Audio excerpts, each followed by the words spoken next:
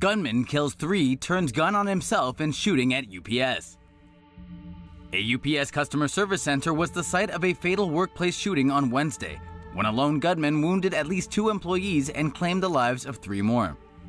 At 8:30 a.m. on June 14th, officials received a call about an active shooter situation taking place at a UPS facility in San Francisco.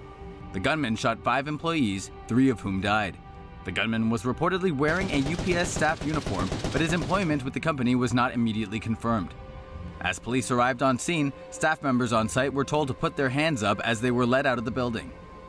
When confronted by officers, the gunman put an assault pistol to his head and swiftly discharged the firearm, killing himself instantly.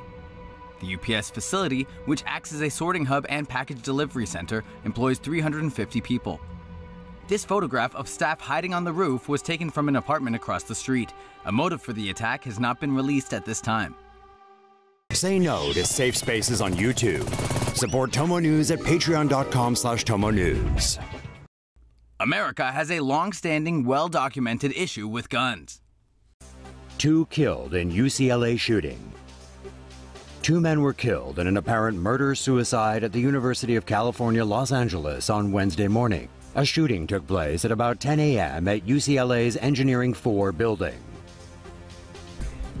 Reports say a professor was shot in a small office by a young man who might have been a student. The man then committed suicide. A note was found near the bodies, but police have yet to determine the motive behind the shootings.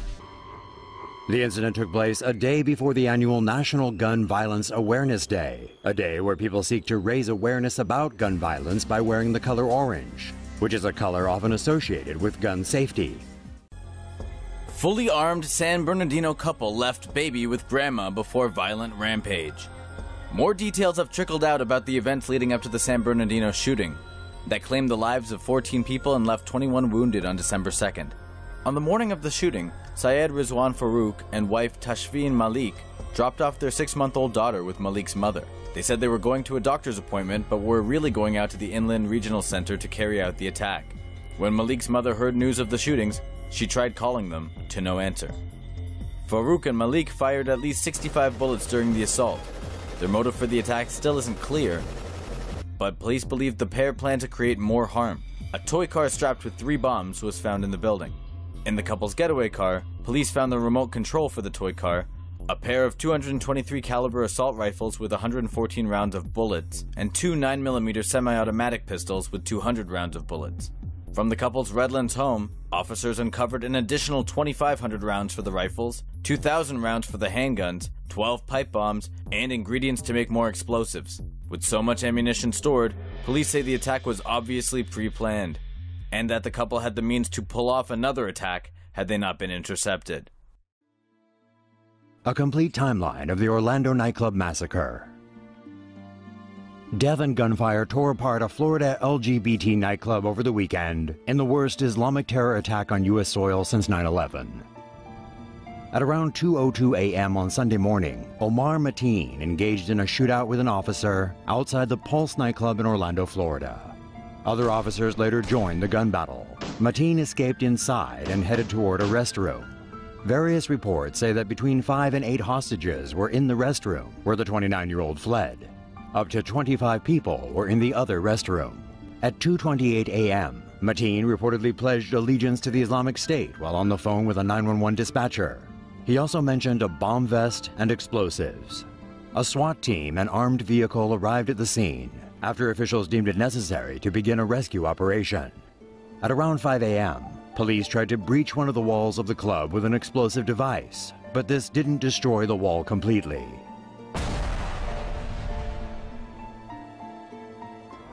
Officers then used an armored vehicle to smash a hole in the wall, allowing hostages to flee.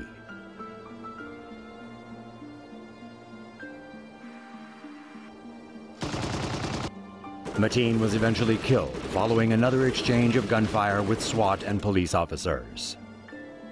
Authorities say 50 people, including the gunman, were killed in the shooting, while 43 victims remain in hospital. The Orlando massacre is being called the worst act of violence against the American LGBT community on record, and also the deadliest mass shooting in U.S. history. The massacre has sparked renewed debate over how similar tragedies can be prevented in the future. Should there be more surveillance on suspected terrorists, more gun control, or perhaps both? Say no to safe spaces on YouTube. Support TomoNews at patreon.com/TomoNews. 3 people dead in Indiana shooting. 3 people are dead following a shooting at a furniture plant shortly before noon in Monticello, Indiana on Tuesday. A witness said a man walked into the office of a furniture plant with a box wrapped like a present with a bow and asked for his ex-wife. He was told she had gone out for lunch. The man then hid outside the office and walked up to his ex-wife and her boyfriend when they pulled into the parking lot. The man shot the boyfriend, then his ex-wife, before taking his own life. Officers on the scene found the body of the man lying on the ground near a car in the parking lot, along with a handgun nearby.